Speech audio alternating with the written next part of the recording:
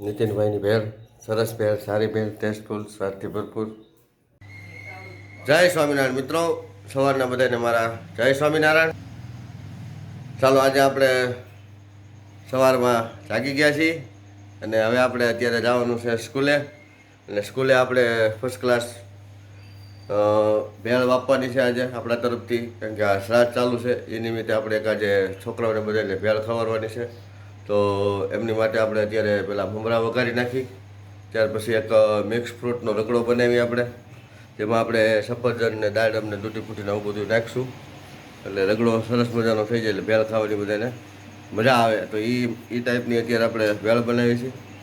ત્યાર પછી કાંદાનું કામ છે, ટમેટાનું કામ છે. અત્યારે આપણે શરૂઆત કરી દઈએ, પહેલાં મમરા વઘારી નાખી, મમરા વઘાર્યા બાદ પછી આપણે સરસ મજાનો રગડો બનાવી નાખીએ અને ત્યાર પછી નિશાળે પાછા તમને મારા વ્લોગમાં બધું બતાવીશ. વ્લોગમાં બના રહ્યો.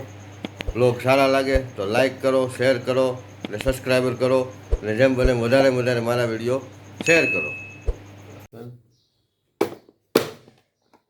ચાલો મિત્રો, ડુંગળી કાપવાની શરૂઆત થઈ ગઈ છે.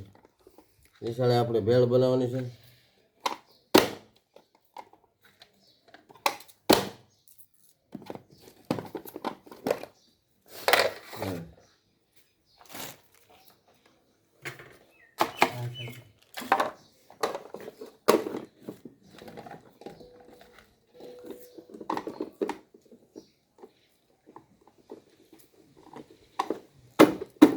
ડુંગળી કપાય પછી ટમેટા, કોથમીર, ધુંબા મશીનથી ડુંગળી.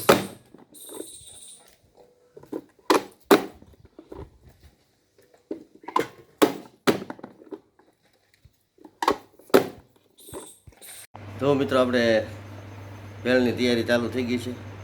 સરસ મજાનો આપણે આમચૂર અને ખાંડનો રગડો બનાવી નાખ્યો છે. પૌવા તળાઈ ગયા છે. ચાનું કામ, બટેટા વફાઈ ગયા છે, પૌવા તળાઈ ગયા છે. બધું કામ કમ્પ્લીટ થઈ ગયું છે. હવે આપણે થોડાક સમયમાં જ હવે આપણે નિશાળે જાવ અને સરસ મજાની ભેળ બનાવીશું. તો મિત્રો, આપણે ભેળનો બટેટાનો રગડો અહીંયા બનાવી નાખ્યો છે અને ડુંગળી સરસ મજાની કાપી નાખી છે, ટમેટા કપાઈ ગયા છે ને કોથમીર પણ સરસ મજાની બારીક છીણી કાપી નાખી. દાળામાં કમ્પ્લીટ છે આપણા. ને ત્યાર પછી આપણે આ ચવાણું ફર્સ્ટ ક્લાસ વાપરવાનું છે, લીલાજીનું. સેવ છે અને મમરાઈ પણ તળાઈ ગયા છે, પૌવા પણ તળેલા છે. એમાં આપણે પછી રગડો પણ આપણો 10 લીટર કમ્પ્લીટ છે એટલે લગભગ 12 સાડા 12 થાય એટલે આપણે સાડા 12 ભેળ આપશું. ટેસ્ટફુલ, સ્વાદથી ભરપૂર આપણે ભેળ આપવાની છે. નીતિનભાઈની ભેળ, સરસ ભેળ, સારી ભેળ, ટેસ્ટફુલ, સ્વાદથી ભરપૂર.